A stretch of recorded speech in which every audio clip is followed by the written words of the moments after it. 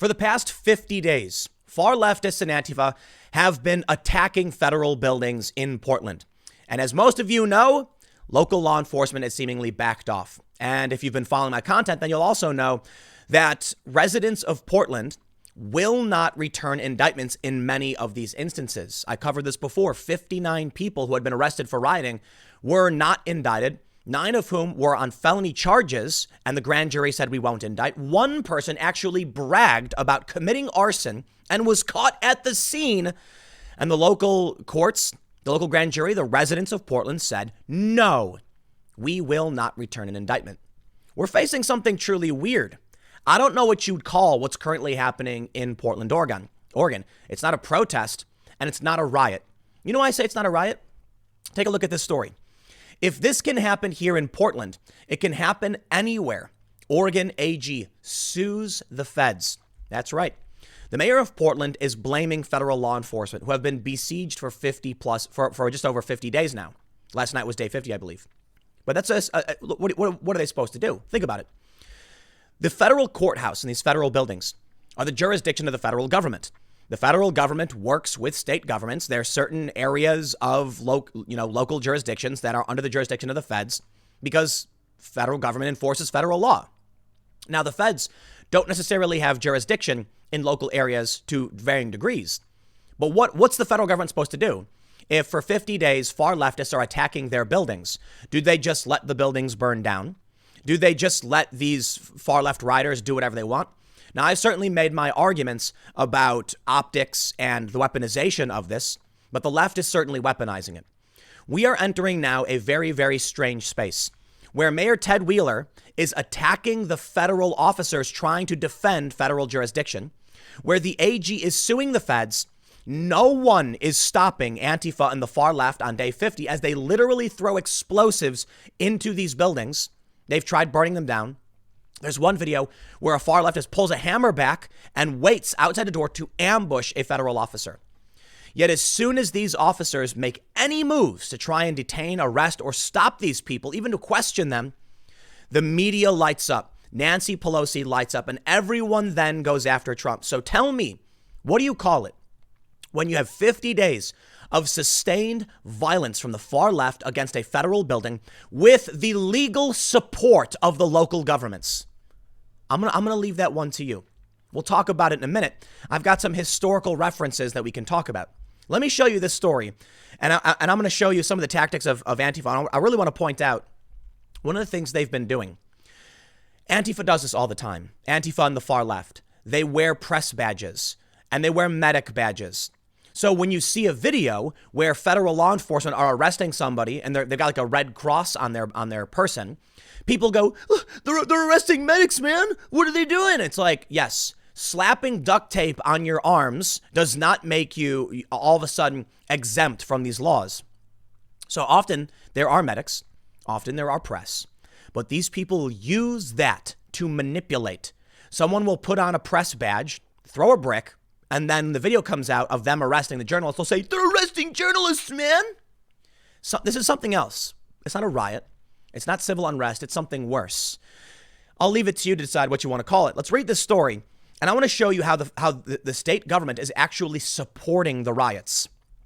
The state attorney general announced a federal lawsuit late Friday against the United States Department of Homeland Security, the United States Marshal Service, the U.S. Customs and Border Protection, the Federal Protection Service, and their agents, alleging they have engaged in unlawful law enforcement in violation of the civil rights of Oregonians by seizing and detaining them without probable cause. I'm going to tell you right now, this suit seems to be totally bunk. We have so much video evidence. Just follow Andy No on Twitter. This dude's just posting all these videos. You can see them throwing bricks, smoke bombs, explosives, swinging hammers and weapons. Sorry, man. Apparently a preacher, a counter-protester, got brutally beaten again, showing up and saying, I'm not gonna back down. So they're lying. The government is supporting. They are covering for and lying. We have some history on what happens when governments do this, and it's called something. I'll pull up the historical references for you that are similar, not identical, and we'll talk about what's going on. Let's read. The AG said, the lawsuit will be followed by a motion for a temporary restraining order regarding the forcible detainment of an Oregon resident, Mark Pettibone. If granted, the TRO would immediately stop federal authorities from unlawfully detaining Oregonians. Rosenblum's actions come in response to two disturbing incidents that occurred this week. Both involved federal authorities overstepping their powers and injuring or threatening peaceful protesters on the streets of downtown Portland. Do you know what will happen if they win? Federal law enforcement will have no choice but to back down. The state is trying to ensure that the federal law enforcement officers cannot protect these buildings. Think about what that means. It means Antifa shows up once again, throws explosives, and the feds have their hands tied. They are supporting the attack on the federal government. The state of Oregon is defending and supporting the attack on federal buildings. Tell me what that is. Comment below. We'll talk about it in a second. I want to give you the news, and then I've got some historical references we'll go over. The lawsuit comes after two incidents this week. The first took place on July 12, 2020, when a peaceful protester, when a violent rioter, was standing near the Mark O. Hatfield courthouse. The protester was hit in the head with an impact weapon and suffered severe injuries. Now, that's not cool. I'm not okay with that. But I've seen some of these videos, and if it was the case where this law enforcement officer aimed for the dude was holding a speaker above his head and just standing there. If it's the case that they were aiming for him, well, I mean, that's horrifying. However, when you're in a conflict zone, no matter what it is you're doing, you run the risk of getting hit. So while we can be horrified, at a certain point, we draw the line and say, listen, buddy, I am sad to hear that you were injured in this way. I really am. I don't like war. I don't like conflict. I want peace. I want these things to die down. No violence. But you do not get sympathy from me when you go out with all of these violent riots on night, I think what is this, the 12th? So that was night 44 of ongoing riots where you were on the side of I'm sorry, they're not riots, they're something else. Insurgency. When you're on the side of the insurgents and then you get hit. Yes, these things happen. And I'm sorry, I can't have much sympathy for you. I've gone out and covered real conflict, and I've seen journalists get peppered with buckshot and birdshot. And I'm like, man, I hope you're all right. You knew what you were getting into. Every single person who enters a conflict, you know what you're signing up for when you go out there. You want to join the rioters? Even in a peaceful capacity, I understand you were holding up a speaker. Well, it is a bummer this person was severely injured, but what do you want me to do? You go and stand alongside people throwing bricks and Molotovs and explosives. You might get hit, man. The second occurred July 16, 2020, also in downtown Portland, when an unmarked minivan with undercover federal agents, undercover. Have you seen the video? They're overtly wearing police gear. They're not undercover. They got DHS patches and police patches. That is could you imagine? I'm sorry. This one's too good. With undercover federal agents wearing generic green military fatigues, forcibly detained Pettibone, who was walking on a sidewalk. Pettibone was later held at the federal courthouse and eventually was let go. That's it. Let's play your undercover game. I'd like for you to imagine this scenario. A drug dealer, part of a criminal enterprise to sell illicit goods on the streets of Portland. All of a sudden, the new recruit shows up wearing full tactical police gear with a police badge and a DHS badge on his chest with a gun and a mask. And he walks up and he's like, yo, I'm here to join your gang. And the guy goes, you a cop? Nah, I'm not a cop. All right, you're cool, man. What? Undercover? You walk around wearing police gear, wearing a police badge that says DHS on it. That's the opposite of undercover. That's overcover. You're literally saying, you know what? They're doing this. It's propaganda. Here's the important point. The state is supporting the attack on the federal government. Let me say it for you 50 million times. I want you to tell me what you think that is. Quote, I share the concerns of our state and local leaders and our Oregon U.S. senators and certain congressional representatives that the current escalation of fear and violence in downtown Portland is being driven by federal law enforcement tactics that are entirely unnecessary and out of character with the Oregon way. These tactics must stop, Ellen Rosenblum, Oregon's attorney general, said in a statement. She continued, they not only make it impossible for people to assert their First Amendment rights to protest peacefully. Okay, I'm sorry, man. I can't read this. We know they're not protesting peacefully. I've got videos. YouTube, of course, doesn't want me to show you these videos, but I can show you some stuff. Now, we've also got the mayor. Portland mayor demands Trump remove his, quote, personal army of federal agents from the city after they clashed with protesters following 50 straight nights of unrest in the streets. Now, it is fair to say that the federal government is constrained in how they deal with enforcing laws in states. But this is jurisdiction that belongs to the federal government, and they can operate in these places. That's it, period.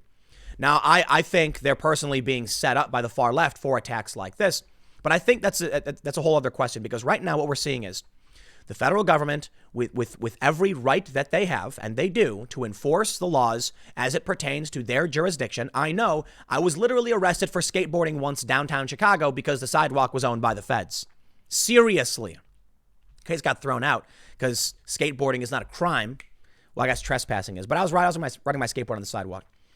If you show up and you go onto the property of a federal building, the federal officers, the federal law enforcement agencies have jurisdiction, and they can go out and arrest you. The state, I'm sorry, you have to, we have federal law enforcement. I mean, look, during the Obama administration, DEA agents would raid state, legal dispensaries in California. And it was a big controversy. Why were the feds going into state territory? Because they can. Because this is how the government works.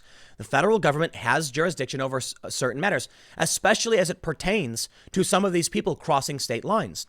Many of them we've seen, because of the photos posted by Andy No, came from Seattle, Washington. You cross that state line, the feds have jurisdiction over all of it. Now, I'm not going to pretend to be a lawyer and tell you exactly how they should be operating, but I can tell you this, man.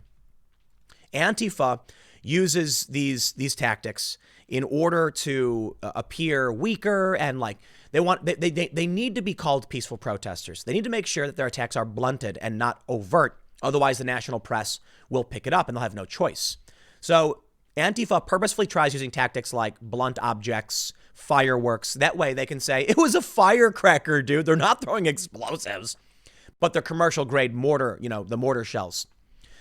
When I covered the violence in Berkeley, and they were throwing mortar shells, like they're the brown balls, the commercial grade explosives, at people. When I would say they were throwing explosives, people would say they were throwing firecrackers, dude, calm down. And I'm like, that's not a firecracker, dude. That might as well be a bomb. It's an explosion. It injures people. And M80s.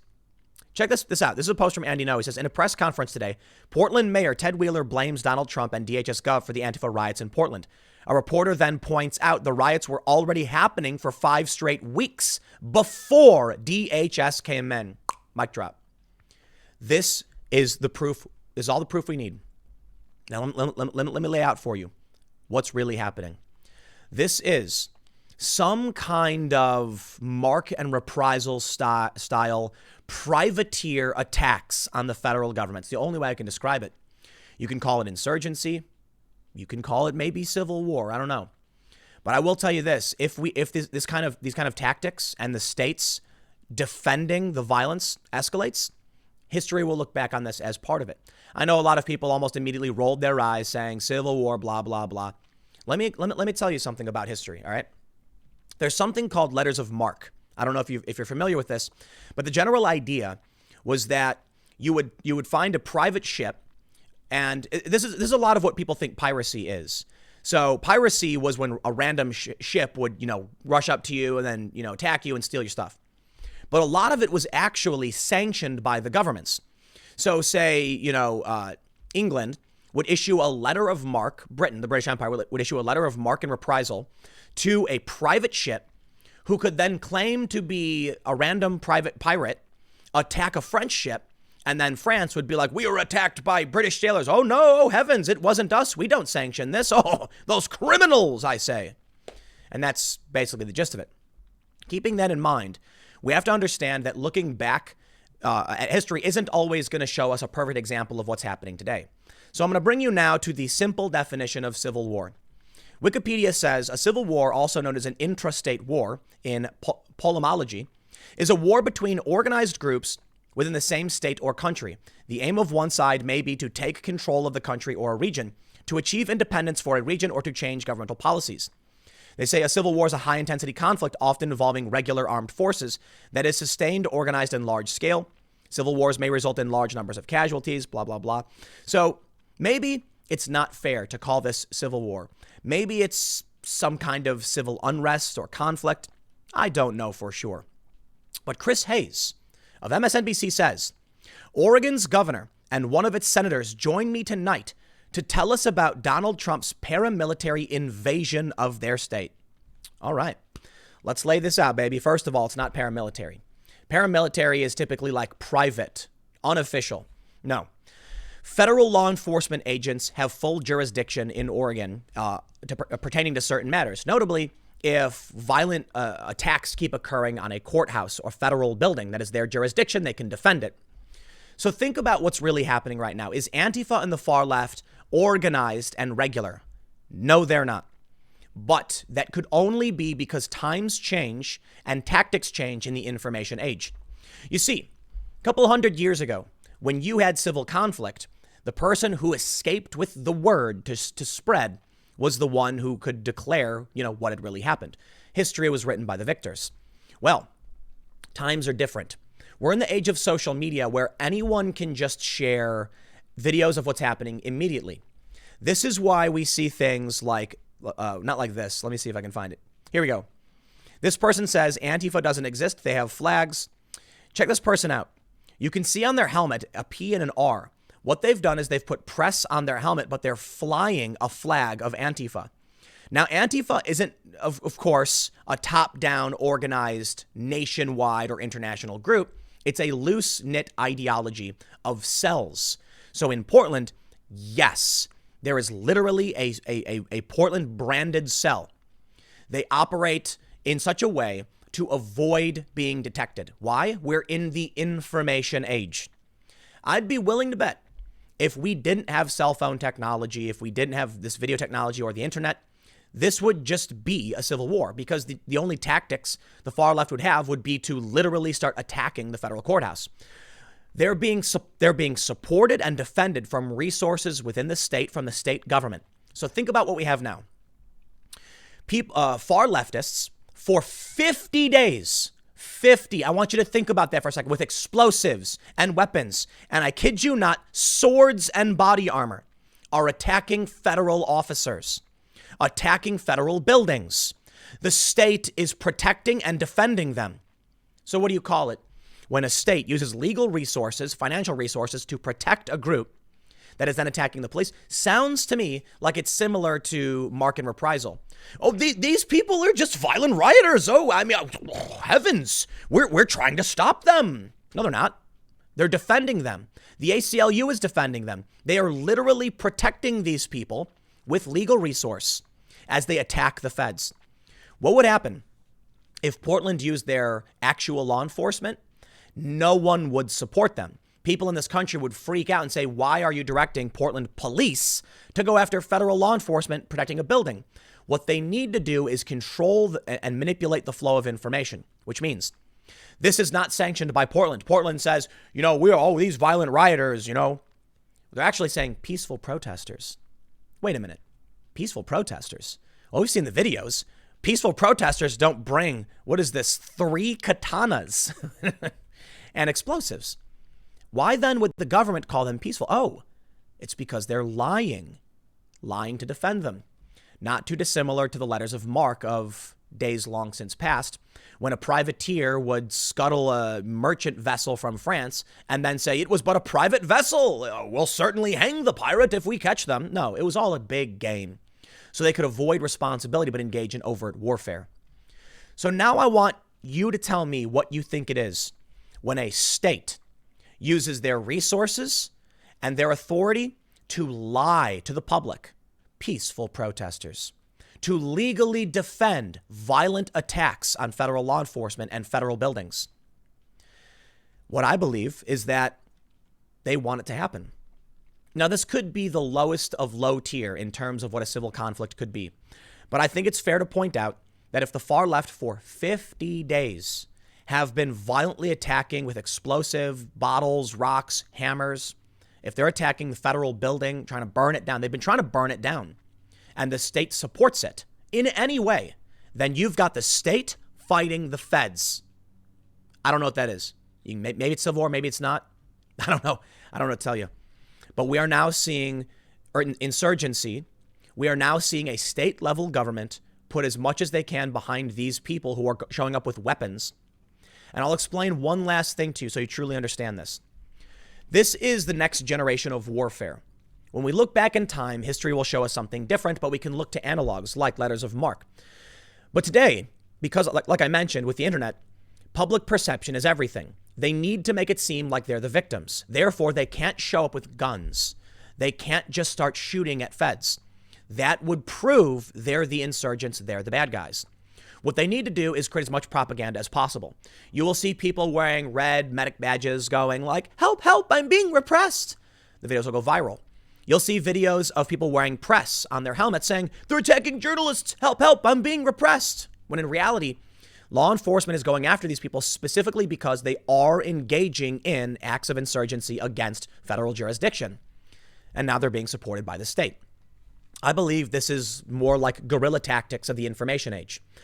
Back in the day, you had, the armies would march towards each other with their guns and ready, aim, fire. Don't fire until you see the whites of their eyes. And they'd march on the battlefield. Then guerrilla tactics started to emerge. You know why? Because people realized it was more important to win. All of a sudden, you had people hiding in the trees. And the group would, the soldiers would march up and then they would all take them out because they just wanted to win and survive. It didn't matter what honor, about honor. It wasn't necessarily just about honor. It was about just an evolution of tactics. This is information age guerrilla warfare. It's not so much about ambushing the police. It's about ambushing the minds of regular people. They can't just march right into the federal building and say, ready, aim. They can't use standard guerrilla warfare tactics where they line up outside the buildings and start firing at federal law enforcement because then they would be perceived as the bad guys. So they use information age guerrilla warfare, wearing press badges, medic badges, and then feigning the victim. And then the government supports them by claiming peaceful protesters are being abducted. You then see Chris Hayes call it an invasion by the federal government. And that's where we come now to the very, very interesting discussion about civil war. Invasion. You see, in the Civil War, my understanding, I'm not a war buff or anything, was that after several states seceded from the Union, Union forces remained at Fort Sumter, and I believe this was in South Carolina, and they said, get out. You are illegally invading our space. And the Union said, no. And war broke out. And from there, it escalated. I believe it was Fort Sumter. I could be wrong about that. But the general idea is the Union soldiers said, we're not leaving because we have a right to be here. You're not seceding. You now have leftists calling what the feds are doing on their own courthouse, in their own jurisdiction, an invasion. It sounds like they're talking like the old South. You're invading our territory? So what is it then, I ask you, if you disagree with me, when the state itself lies and engages in these guerrilla information tactics to manipulate the public into thinking they're being invaded? When they go on MSNBC with Chris Hayes and he says, we're being invaded. Does Oregon want to secede from the Union then? Do you not want the federal government to have jurisdiction in these areas? Then by all means, file those papers and we'll see if we can get 2/3 of the states to ratify. The reality is this is escalating beyond just a protest and a riot. It is something entirely different. You tell me what you think it is. I'll leave it there. Next segment's coming up at 1 p.m. on this channel, and I will see you all then.